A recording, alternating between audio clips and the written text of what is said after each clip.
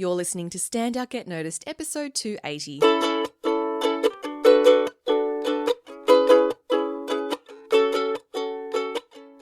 Hi there, Rockstar, and welcome to Stand Out Get Noticed. I'm your host, Christina Canters. I help professionals and business leaders to build powerful communication skills. This is my second last official episode before I go on maternity leave in October. Very exciting and scary. This will be my first major break from the podcast since the show began in March 2015. Can you believe it? It is a bit scary, actually, to be breaking something, as in like breaking like a habit that I've been committed to for so long. But of course, I've made the conscious decision to focus on family and being mum for a while. Just so you know, I've had a very big week, so my voice is getting it's kind of losing my voice a little bit. So I apologize for the croakiness. Now, I am planning to relaunch the podcast with brand new episodes in January 2021. So make sure you subscribe to this show in your podcast app, if you haven't yet already, so you don't miss those new episodes. And also any announcements or maybe a special bonus episode that might come up before then. So make sure you subscribe. Today, in this episode, I'm sharing with you what I've learned from difficult business clients and how this applies to you, whether you're a business owner or an employed professional. So you don't have to be a business owner for this to be relevant for you. Oftentimes, I'm sharing this because oftentimes people in business don't like to talk about their mistakes or where they've failed or, quote, failed. But I always find it really fascinating, which is why I'm sharing these with you today. And hopefully, as a result, you can avoid making the same mistakes or at the very least be more aware of them when they do happen. Because let's face it, we can't avoid making mistakes or having, little failures in life. So I'm going to share with you 5 lessons today. To give you some context up front, for those of you who don't know, I run 2 businesses. So the C Method is my communication skills training and coaching business, which is part of this podcast, and I refer to it in this podcast quite a lot, where I coach professionals and business leaders to develop strong public speaking, communication, and leadership skills. And I also am the CEO of Podcast Services Australia, which is a podcast development and training company that I founded with my husband, Aaron Heath. So they're very different businesses. We work with a lot of big organizations and government clients with Podcast Services Australia. And I'll be sharing some client stories from Podcast Services Australia with you today. I want to be completely honest. I love all my C Method clients, and I honestly don't have a bad client story to tell you for the C Method. I've been very, very fortunate, and I just love all my clients. I've had maybe one client I would consider to be difficult over the years, but that's about it. So I'm very, very grateful for that. But with Podcast Services Australia, we've definitely encountered some clients and even prospects, people who didn't become clients, but dealing with them in that whole process, the quoting process, was, let's say, a little bit painful. But from that, we've learned a lot. So the stories I'll be sharing with you today and referencing are clients to do with clients from Podcast Services Australia. So we had one specific client / prospect recently that we had a very long and drawn out experience with. And I'm going to call them Client A. Client A. So Client A is a huge multinational tech company. They're based overseas, and they reached out to us to help them create a podcast. And at the start, we were so excited. We thought, wow, this huge company, we're talking $1 billion company here, more than $1 billion a year in revenue. We thought they want to work with us. That's amazing. So we did what we would normally do. We quoted them. We got on the phone with them, had a chat about what it is that they wanted, how we could help them, and all seemed to be going really well. We sent them a quote, and then they got back to us with about 10 or 15 questions. And we thought, you know what, they're a big company. They want to cross every T, is that the phrase? Cross every T, dot every I. They want to know all the details. So we diligently answered all their questions, sent it back to them. And then they would send back another list of 10 questions. And then we would diligently answer them. And then we'd think, okay, maybe let's get on the phone with them and have a chat because maybe it's easier to chat with them over the phone. So we did that. And then they went away and came back and then asked us to requote for a different scope. Now, at this point, I'm starting to think, okay, this client, a little bit of hard work. Normally we don't spend this amount of time, this much time simply getting clear on the scope and agreeing on a proposal. But we kept telling ourselves, no, they're a big client. It'd be great to work with them. Let's just go through with it. Let's just keep going. So we requoted, and then of course they had more requests on top of that. They wanted us to bring on video editors. So we had meetings with video editors. We had meetings with marketing companies. We got them to send client A their proposals, had more meetings. Meanwhile, there's no agreement on the job just at that point in time. It was still very much part of that negotiating process.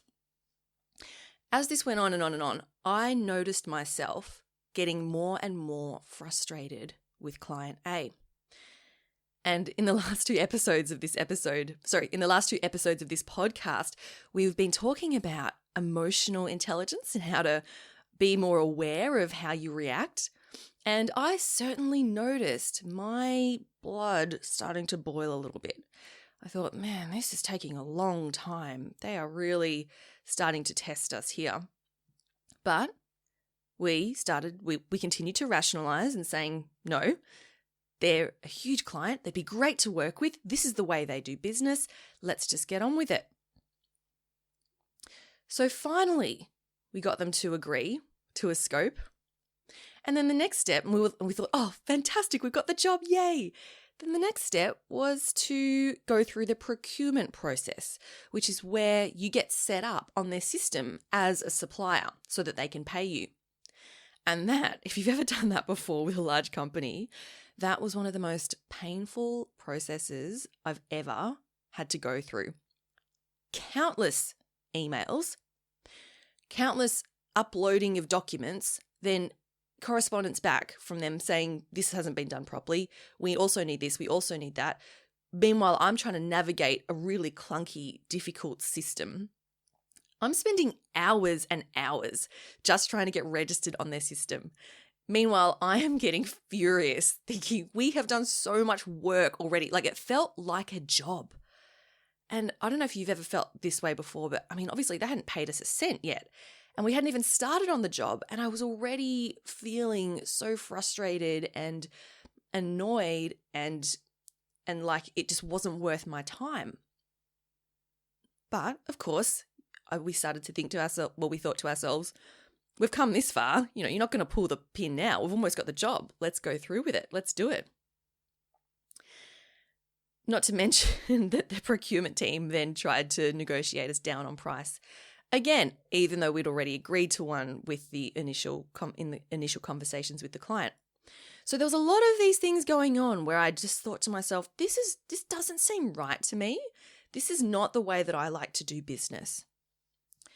Anyway, fast forward, we get the job, we get through the procurement process, which, by the way, they say to us, we're not going to pay you for 90 days. And we thought, okay, standard procedure for a large business, can't say much about it, that's fine. It's not really fine, but we had to go along with it. And then we start the job and we go through the initial strategy session. And then what I find is that there has been a huge misunderstanding about the sort of company that we are. We were halfway through our second strategy session when client A says to us, oh, we thought you were a tech company. And we said, excuse me? We're a podcasting company. And they said, no, well, we hired you because we thought you were a tech company because we're a tech company and we wanted a company who understood these, the content around tech, because the podcast was based around some very specific, in-depth, topics around tech, which we had no idea about, but that's not what we usually pitch ourselves as because we're not a tech company. And in the meeting they said, no, we thought, isn't podcasting tech? And we said, well, we do the tech behind the podcast, but that's about all we know. the only tech that we really know about. That's it. We never pitched ourselves as a tech company. And client A said to us, well, I am losing some confidence now because we thought you were a tech company. So we're gonna have to think about this. And then we hung up the call. Now at that point, and honestly, there was more to it than that. There were other things that had happened that had really riled me up as well. But at that point, I turned to Aaron and I said, please, God, let them fire us from this job. And Aaron just looked at me and I said, can we fire them? And he said, no, we can't, because they're such a huge company. We've signed a contract with them. We just can't. And so I prayed to the universe, to God, to the spirit, to whoever was listening, please, I do not want to work with this client anymore. And I thought to myself, I don't care how much work we've already done and how many months we've spent trying to get this client or to work with this client. I don't want to anymore. I don't need this anymore. The very next day, we got an email from the client to say, Dear Christina and Aaron, so we are concerned that you are not a tech company. We thought that was your area of expertise, but clearly not. We've decided to pull the pin on the project. And I literally leaped out of my seat with joy. I was so excited. I said, yes, the universe listened and they have fired us. And I can honestly say I've never been so happy to be fired by a client. As difficult as this experience was, I always like to think of difficult situations and experiences that life throws at you. I always like to think of it as an opportunity to learn, because what else are you going to get from it, right? I also thought I could get a great podcast out of this. It was another bonus. But I thought, what can I learn from this? And I started to reflect on it. And I realized a number of things that I want to share with you today. The first thing I want to share with you, and this is, I would say, the most important, is to trust in your intuition. Even from very early on, in our early correspondence with this client, I had this feeling, like this intuitive feeling, that they were not a client I wanted to work with. I just thought, that just doesn't seem right. I don't like the way they're doing business. I don't like the way we're having to go about this. However, it's so interesting. Your rational brain tries to reason and make sense of it with logic. So even though in my heart or in my gut I was feeling that this was not right, my head was saying, oh, but they're such a big client. They'd be great to have, on your client list. Imagine being able to say that you worked with this client, And then also I was thinking, but they would let Aaron down. Aaron wants to work with them. So if you say that you don't want to work with them, they would let Aaron down. So my mind was telling me all of these things to rationalize why I should go ahead, even though in my gut, I knew that it wasn't quite right. And as the time progressed and as things started to happen, more things started to happen and that intuitive feeling of this isn't working, I don't want to work with these people. As that got stronger and stronger, I still ignored it and continued to rationalize it with my brain. And I'm sure you've experienced this before, where maybe you've been in a bad relationship or a bad job. Maybe your workplace was toxic and you knew deep down that it's just not right. But then your mind just tells you, no, but listen to what they're saying. They said that they could change. They said that a promotion's just around the corner. They said that it's just the way they operate and things will get better. And it never does, right? I share more about this in episode 170, where I share the story of how I ended a 7-year relationship and how that really taught me how to trust my intuition and to be more aware of it. And so, obviously it didn't really work in this situation with client A, but it was another really powerful reminder of how important it is to listen to your intuition. Honestly, your gut is always right. The second thing I want to share with you, the second lesson, is that no business is better than bad business. My dad and his dad, so my grandfather was a serial entrepreneur. I didn't get to know him very much. I was only about 5 years old when he passed away. But he and my dad ran a wood turning business for decades, many, many decades. And my dad was telling me stories about my grandfather the other day. And he said to me, you know, your grandfather always said, no business is better than bad business. Yes, you may not be making any money with no business, but at least you then, if you have no business, right? If you have no business, you have the time to then go out and find some good business.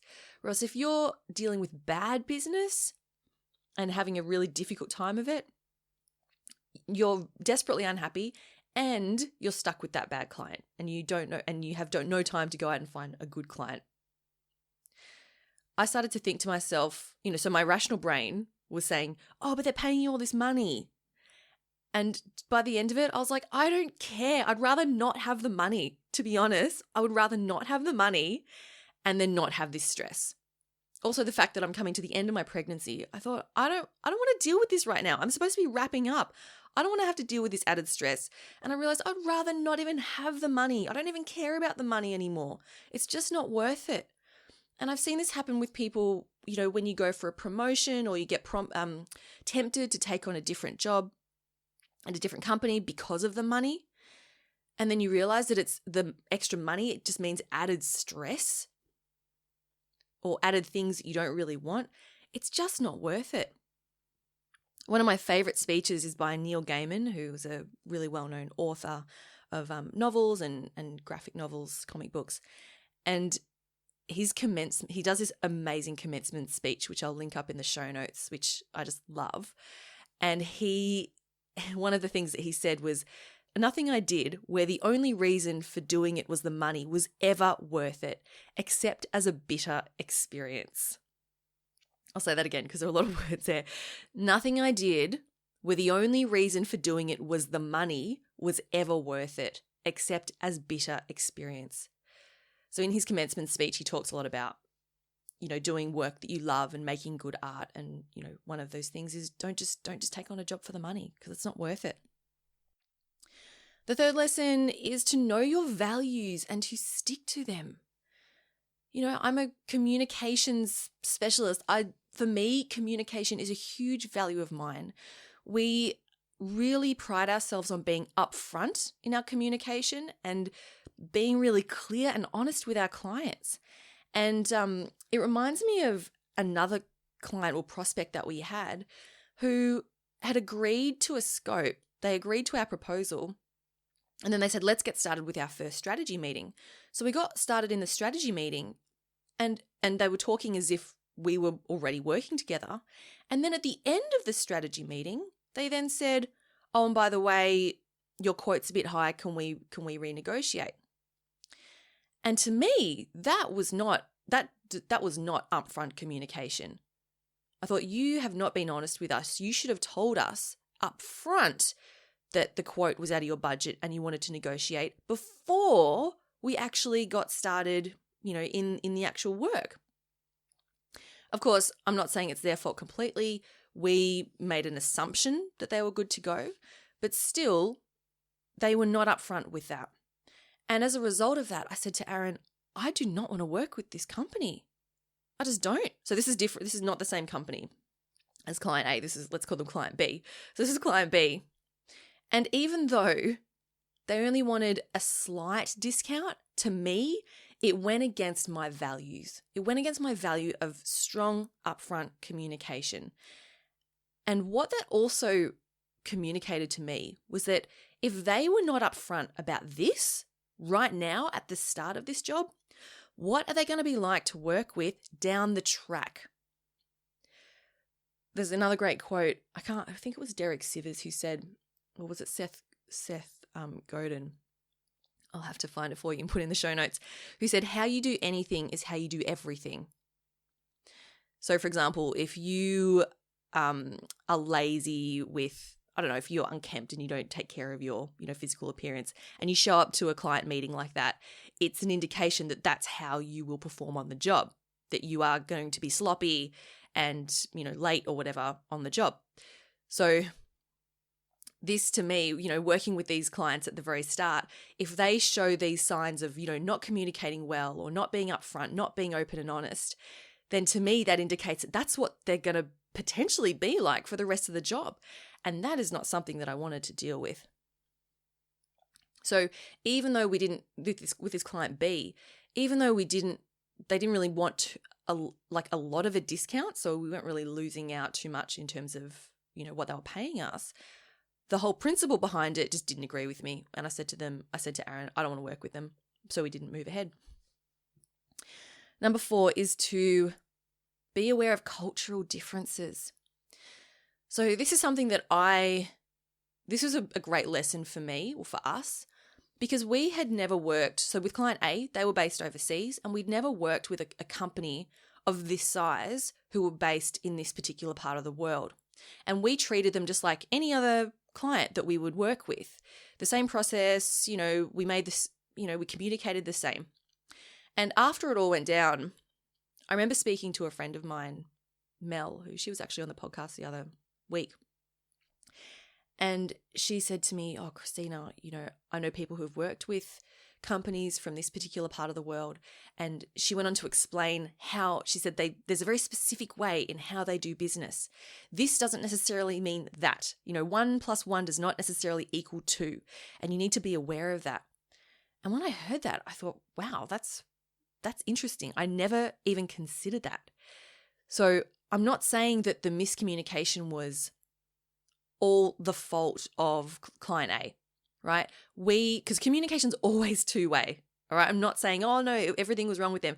It was not, because we had not taken into consideration that the cultural differences.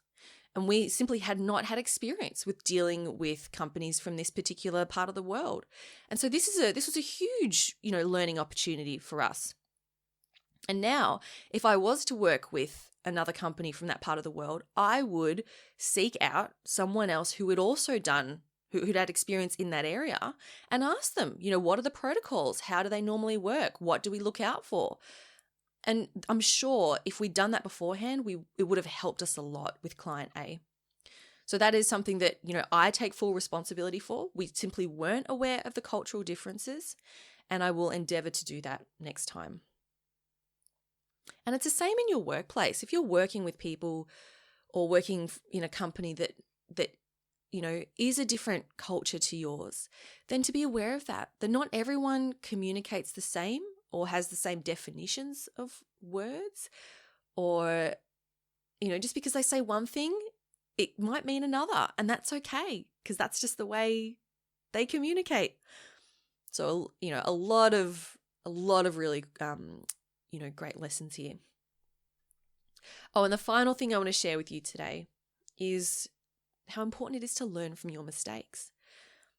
So I treated this whole experience as a learning experience.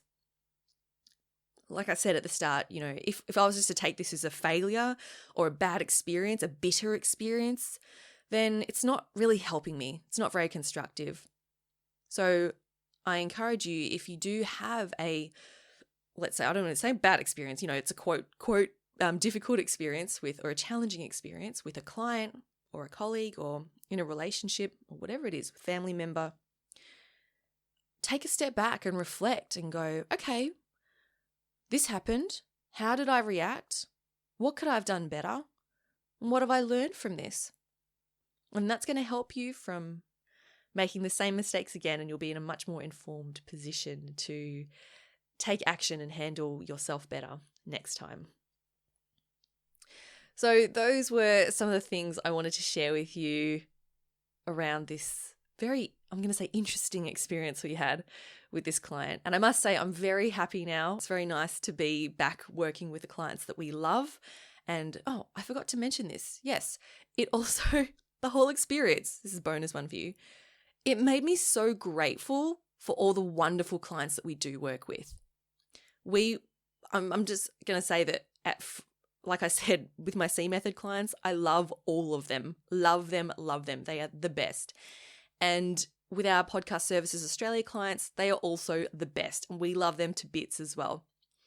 And we get to work with amazing clients because we set clear boundaries and we know what our values are, and we make sure that we work only with clients that who resonate with us and we resonate with them, and we really believe in what they're doing, and vice versa. So there's a lot to be said about getting clear on, who it is you want to work with, what you believe in, what your values are, what your boundaries are, what you put up with, what you don't put up with. And this relates to you. I don't care if you're a business owner, a consultant, an employed professional, a student, whatever it is. If you know who you are and what you stand for and what your values are, you can then communicate this and draw that line in the sand when someone, so you encounter someone that just does not work for you, you can say, no, I'm putting my foot down. This is not what I deal with. This is not who I am, and I do not deal with people like you. And that's totally okay. And I'm very proud to say that is the basis by which I run both my businesses. And it's meant that I get to work with amazing people. We get to work with beautiful clients who, it's so fulfilling working with them and helping them to achieve whatever it is that they want. It's just so fulfilling.